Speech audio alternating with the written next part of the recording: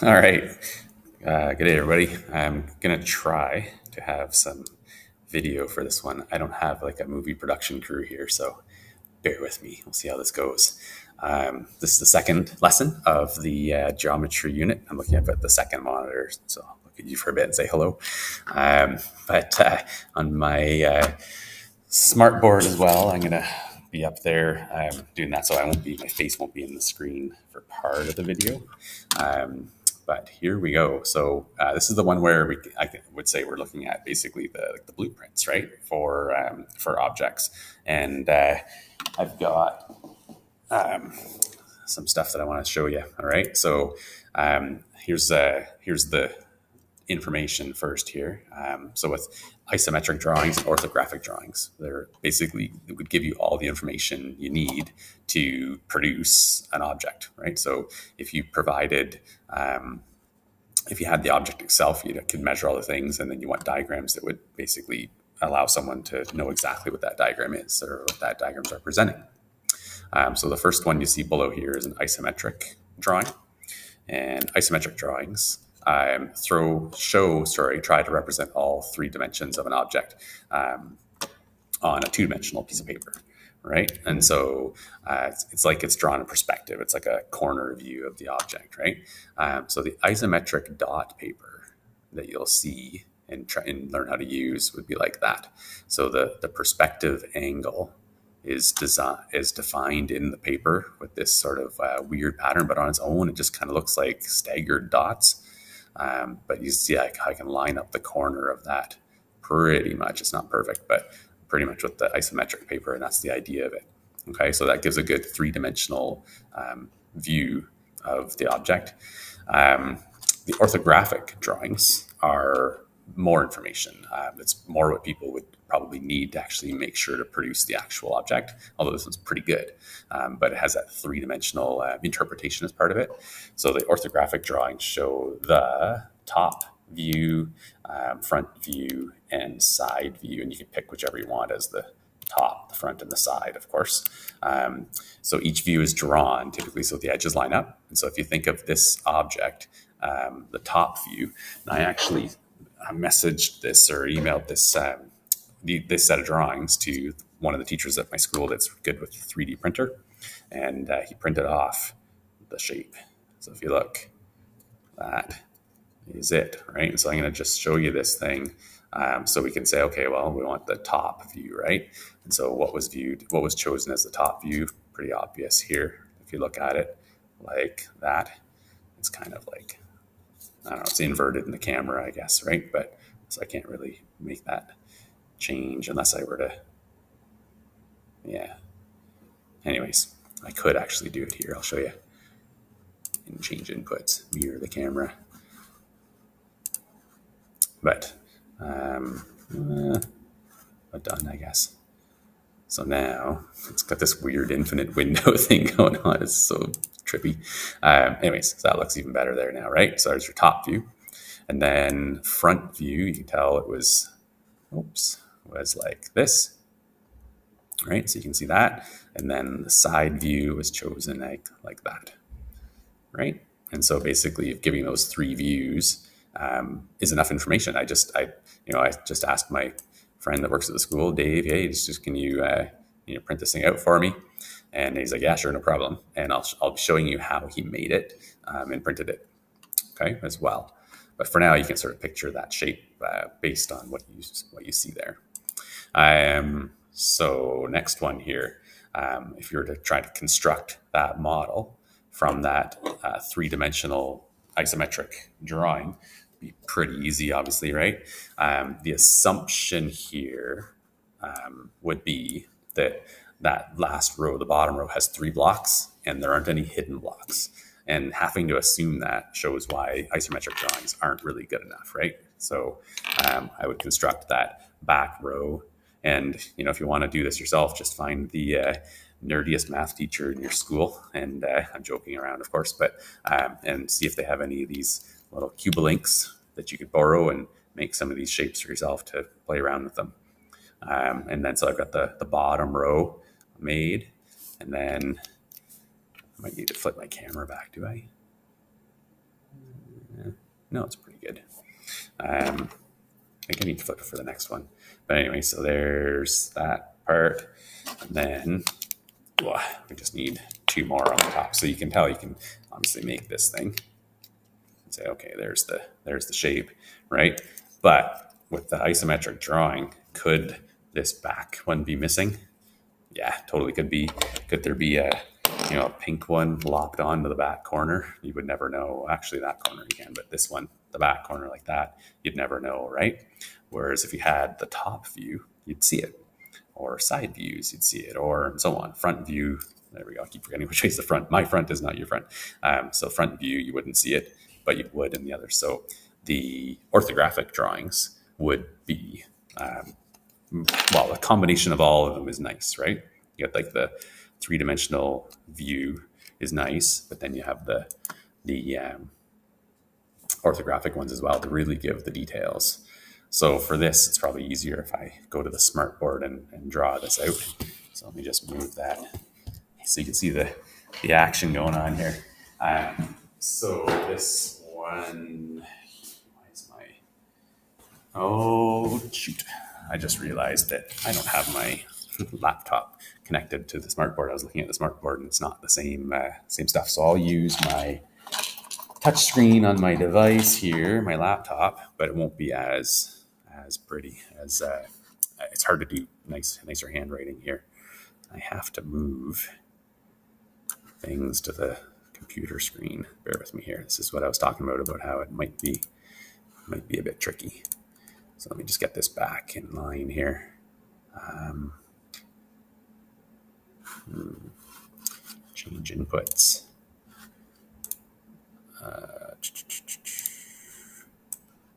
This work here. Yeah, you should be still seeing me, right? All right. So I'll make that on this monitor here. I've got just multiple monitors going on. It's a little different sizing going on here as well on me. Realize I didn't think this through quite well enough. I'll just do this for now without my picture. Okay, so we wanted this shape here, right? So from, say, the top view, you would want to show it kind of like this. I'll jump back and forth between it here. Draw here. So the top view would have to be something like, this is going well, right? So something like this. Let me just a little erasing here.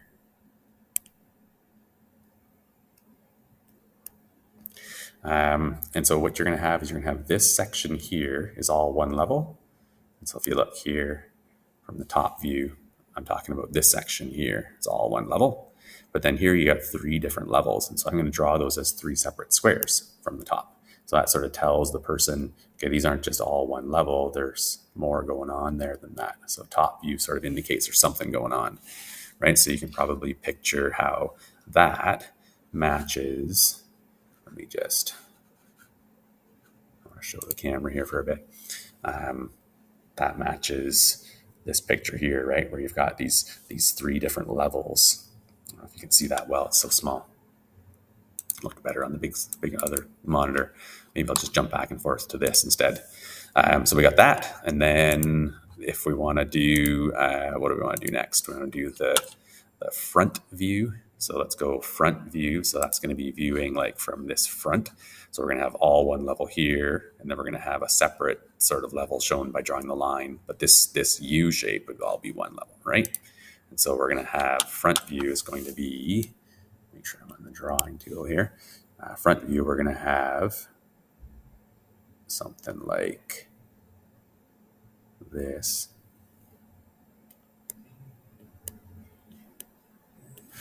That makes me realize that top view, front view. I messed that up. So front view, start over here. Front view is going to be top view, front view. Just go down to when I did this last time here. I guess my top view should have been lined up like that when I was talking about having them lined up. Let me just fix this up here. group that and rotate this. Ooh, get more of that copied in here. Group. So if I have it like this, then I can have my front view match lined up with it. Okay, so I'll show it with green lines in a second here. So here's the front view finally, like this. Right, so this is different level than all of this stuff. Okay, so that's the front view, and see how the edges are lined up, which makes it easy to sort of picture how the shape looks in comparison to one another.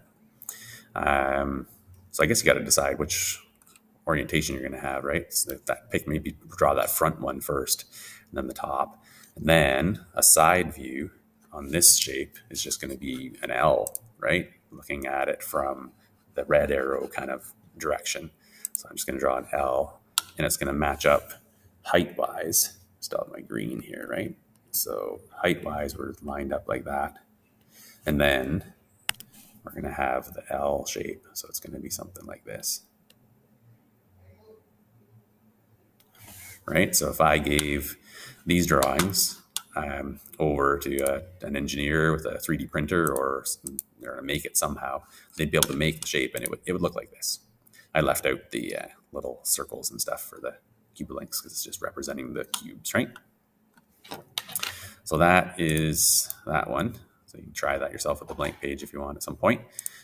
So then the task now seems a little harder, but now we've realized we're testing out the fact that these drawings are enough to tell us what the shape is, and the idea of putting the lines if there's a change of levels and so on. So here we want to be able to make that one and draw as an isometric drawing. It's probably easier to make it first and then draw it. So I'm just going to put, maybe it's not a difference here. Let me see if I can. I was going to put it back on the other screen, but excuse me one sec. Oh, I almost had a sneeze, but anyway. All right. So here we go. So this thing here, if we're going to try and draw it, I just need you to have the camera as well, and I hope it looks all right, even though it's on the small screen for you. Oh, this is a pain. I'm trying to shrink this thing down so I can see both. There we go. Everything's delayed or something here. There we go. All right, so take our blocks, and you can tell we've got like a front view, and we've got a top view, and a side view. So let's start to think about, I guess we have 3 blocks all the way across in the bottom here by looks of it, because we've got a block there, and there's blocks all the way along, and there's blocks all the way along, right? We wouldn't be able to have a block at the top if there wasn't a block at the bottom. So I'm going to start with the bottom row, like that, right? Bottom back row, I guess. And then we can see that we have, here we have something all the way up all the same level, and you can tell that level must be at the back, right? So I'm going to stack up 3 blocks in the middle here. So I'm sort of combination thought here, making, can you see that all right? Hopefully it's a little small for me on my screen, so it's hard to tell what I'm doing here. But yeah, that is really this part so far, and you can tell there's an extra wing on the side there. So I'm going to put that in place. So extra wing on the side, and you can tell it juts out at the bottom. So it juts out towards you at the bottom. So I just need to grab some more blocks here. So it juts out towards you at the bottom, like that, and like that. Right. And then what else here? We've got just up towards the bottom. We've got that shape all set up. And then we need to have from the side view, actually this might be done. So the side view there, we have the one level there and the one level there.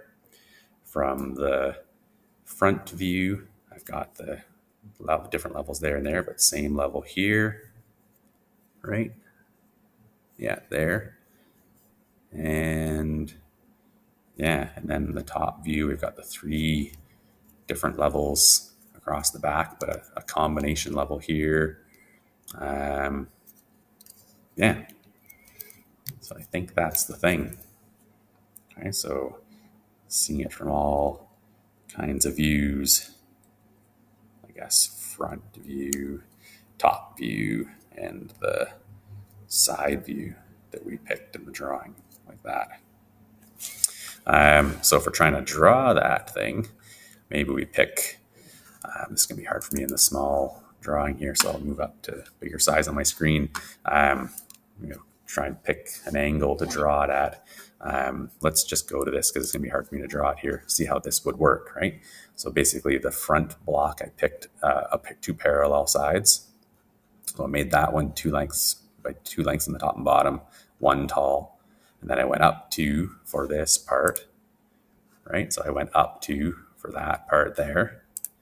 So up 2 for that part there. And then it's going to go over, what's the best way to tell this one here? So we're going to have the top, and then it drops down 1, right? And so on. So on here, we're going over and we're dropping down 1, and we have the one that sticks out at the front, and like it's just a little trickier to draw those 3-dimensional ones. But so what I would start with, for sure, I forgot to do that with you guys here.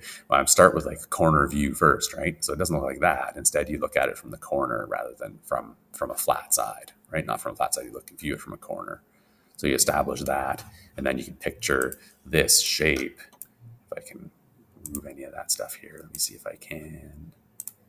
I'll just draw a new one.